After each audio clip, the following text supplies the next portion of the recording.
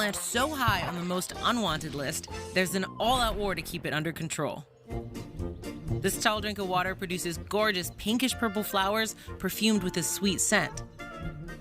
But this alluring beauty brings some serious firepower to the battlefield, with seed pods that explode at the slightest touch. This is the Himalayan balsam.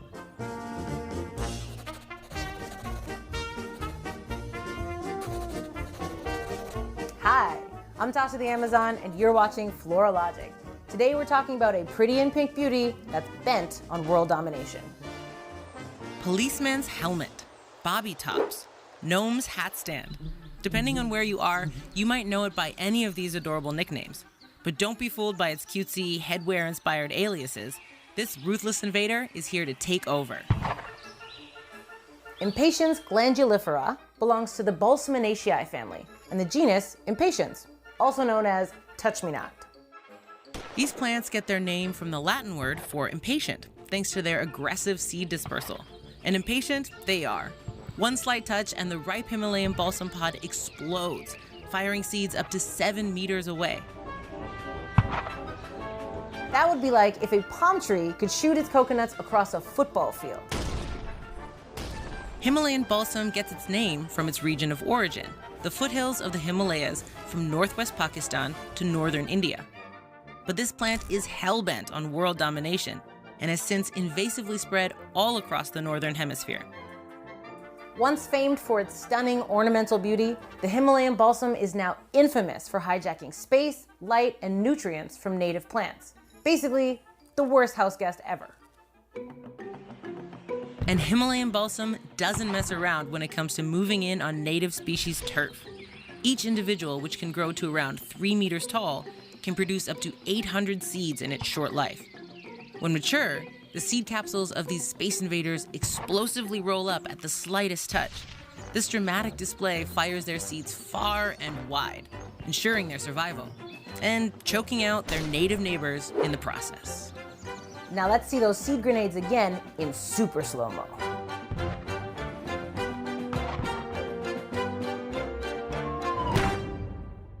In areas with established Himalayan balsam populations, and with all those projectiles flying through the air, up to 30,000 seeds can collect in a single square meter.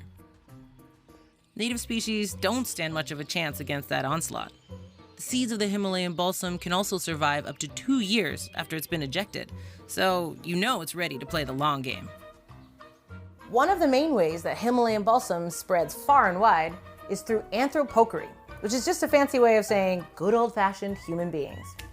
And this is why we can't have nice things. Thanks to their good looks and pleasant perfume, people just can't seem to resist adding these trespassers to their gardens. And they're not just attractive to humans. Himalayan balsam produces large amounts of sweet, sweet nectar and becomes a regular watering hole for bees. Drawing pollinators away from native plants is just another 1-2 punch these invaders pull to ensure their success. But this plant isn't just a danger to native species. It may even be responsible for accelerated riverbank erosion. After pushing out native perennials, the annual Himalayan balsam dies off in winter, leaving the riverbanks it loves so much exposed to the elements and primed for erosion. These meddlesome beauties are the definition of hit it and quit it. Efforts are being made in particularly hard-hit areas to combat unwanted Himalayan balsam.